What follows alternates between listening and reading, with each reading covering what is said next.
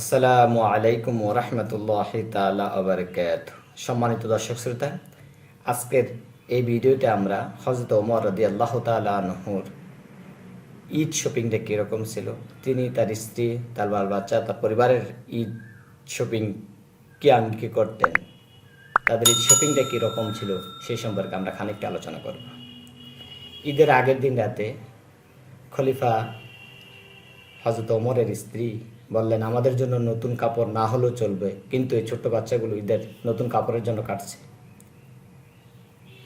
তৎক্ষণাৎ খলিফা ওমর জবাব দিলেন, আমার নিকট নতুন কাপড় কেনার কোনো সামর্থ্য নেই। খলিফার স্ত্রী উম্মে কুলসুম অনুরোধ করলেন, আগামী মাসের বেতন থেকে অগ্রিম নিয়ে হলেও বাচ্চাদের জন্য কিছু কাপড়ের ব্যবস্থা করুন।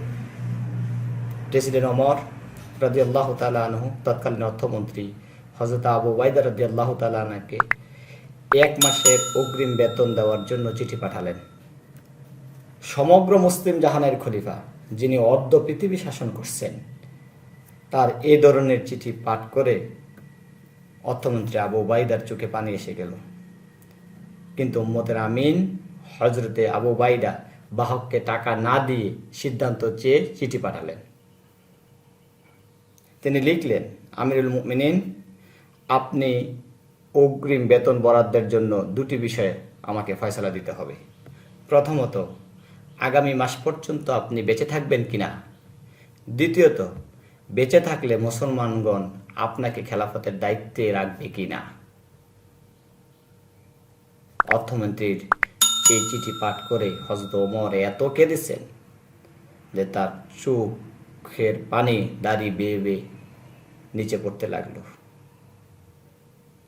তিনি হাত তুলে অর্থমন্ত্রী আবু উবাইদার জন্য দোয়া করলেন। সুপ্রিয় শ্রোতা, আমাদের প্রতিটি পদক্ষেপ, দায়িত্বের প্রতিটি মুহূর্ত আমানতদারিতার অনুভূতি নিয়ে আমাদের পালন করা উচিত। আমাদের শিরায় শিরায় উজ্জীবিত হোক আমানতদারিতা, পেশাদারিত্ব। এটাই আজকের প্রত্যাশা। উল্লেখ্য, খলিফার তার পরিবারের জন্য আর ঈদের নতুন জামা ক্রয় করা হয়নি। আমিন। আসসালামু আলাইকুম ওয়া রাহমাতুল্লাহি তাআলা ওয়া বারাকাতুহু।